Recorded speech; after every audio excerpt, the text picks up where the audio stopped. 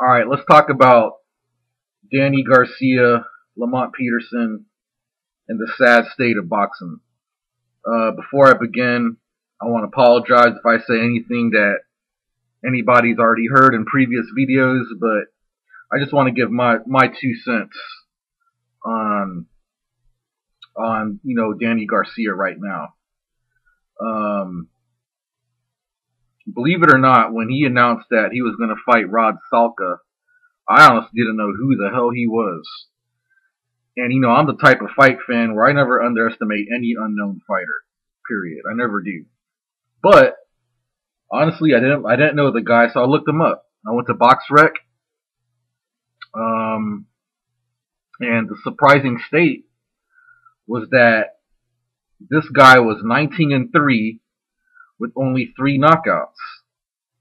And then the first thing that came to my mind, I'm like, well, shouldn't this dude be fighting on Friday night fights? Those are the kind of fighters that he should be fighting. Not a undefeated, pretty much undisputed lineal champion, the #1 guy at 140 pounds. So when I saw that, I thought about I thought to myself, well, how come he ain't fighting Lamont Peterson? Lamont Peterson's on the same card. Lamont Peterson would have been perfect because Danny Garcia is talking about how he wants to do one last fight at 140 and then go up to 147. So now I'm not even really sure if that's true or not. I don't know what the hell Danny Garcia is doing. But there's tons of other options he could have chose. You still got Thomas Delorme. I'd rather see him fight him. Shit, tell you the truth, I wouldn't even mind seeing him fight Kareem Mayfield. Alright, so what Danny Garcia should have done, if this is going to be his last fight at 140, then what he should have done was go straight after Chris Algieri. Because Chris Algieri just came off a big win off Ruslan Provatnikov. Whether people thought he won, whether they thought he lost, whether he thought it was controversial, end of the day, the dude won. The dude has a strap. So Danny Garcia should have went straight to Chris Algieri. If he's gonna go out with a bang. If that's gonna be your last fight, you know what I'm saying. So I don't know why he didn't go after Chris Algieri.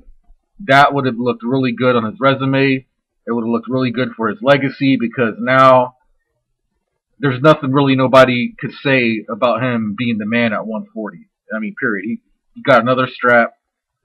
And then if he wanted to go up to 147 and fight this cat, Rod Salka, then that's totally different because that I would give him a pass on because, he's going up in weight and he's trying to get adjusted to the weight class. That's totally understandable.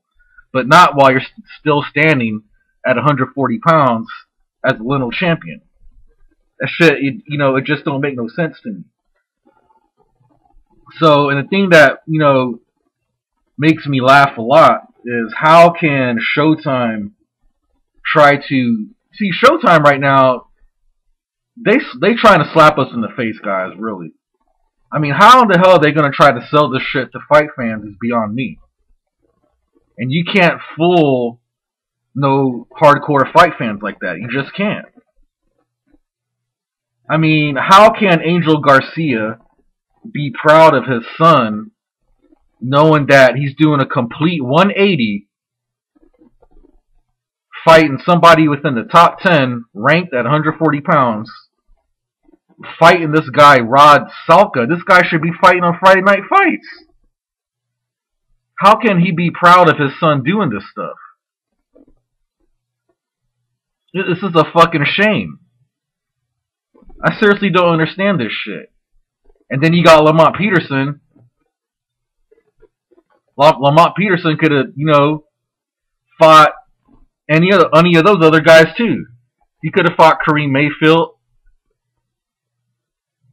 He could have fought Delorme. Shit, he could even fought Provatnikov. But fighting some guy named Edgar Santana? This shit is fucking mind-blowing to me, man. I really don't understand this shit. And to tell you the fucking truth, man, I'm not even gonna watch that damn card at all. I mean, I want to watch the Danny Jacobs fight. That's the only fight I'll probably watch. I don't give a fuck about the other two fights. But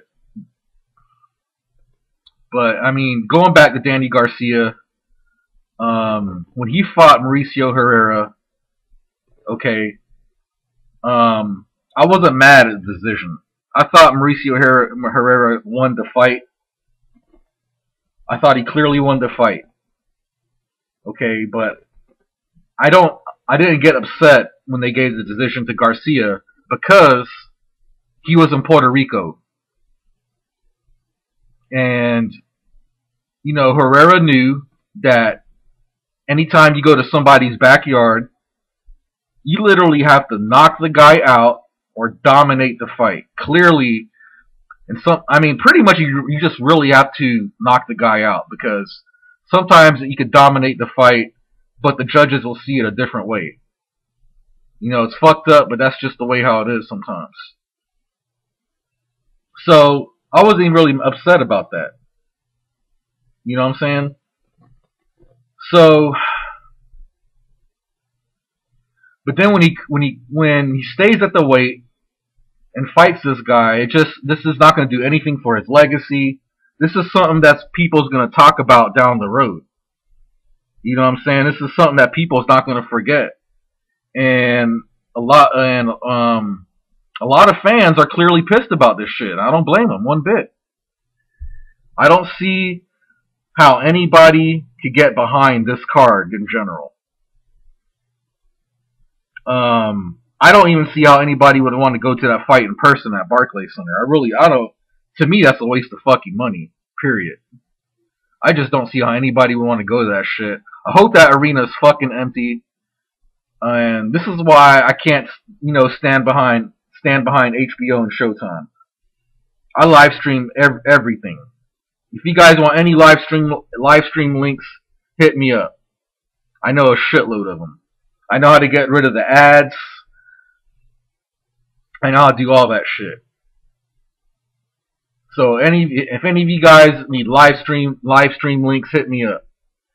I don't pay for any fights at all. Period. I mean, every once in a while I'll go to a sports bar and watch a fight, but that's really about it. I don't pay for any of Mayweather's fights. I don't pay for any of Pacquiao's fights. And it's just clearly because I'm not getting the proper product that I want. I would have paid for Stevenson versus Kovalev, but we couldn't even get that. I'll probably pay for Mayweather versus Pacquiao, but I don't even know what the fuck they doing. Mayweather don't even have an opponent yet. So, Danny Garcia choosing to fight this kid, it's really just a disgrace. Showtime is really just trying to slap us in the face, and it's just really sad, man. It's really sad in the state of boxing that we're going through. The best advice I could give to anybody is just don't pay for nothing at all. I don't pay for HBO. I don't pay for Showtime. I don't buy pay-per-view fights. It's got to be something like really damn good, pretty much like a 50-50 fight. In my eyes, for me to put money on the shit. But until then, how do they expect anybody to buy Showtime when they putting on garbage ass fights like this? Garbage ass cards that both of these guys shouldn't even be fighting. Period. Number one, Garcia should be fighting Peterson. That makes more logical sense to me. But it is what it is, man. So, hey, that's what I'm trying to tell you guys, man. Don't pay for none of this shit. And like I said, if you guys need live stream links, hit me up. If you guys don't know how to get rid of the ads, hit me up. I will inbox me, post a comment. I will reply to every single person that needs a live stream link and wants to know how to get rid of the ads. I promise I will reply back to every single person. But this bullshit they feeding us guys, I'm telling you, man, I'm not buying that shit. I'm not. So we got to come together and go against this shit and help each other out with these live streams. And that's pretty much it. Until this, this is a sad state of boxing we live in. It's just really sad.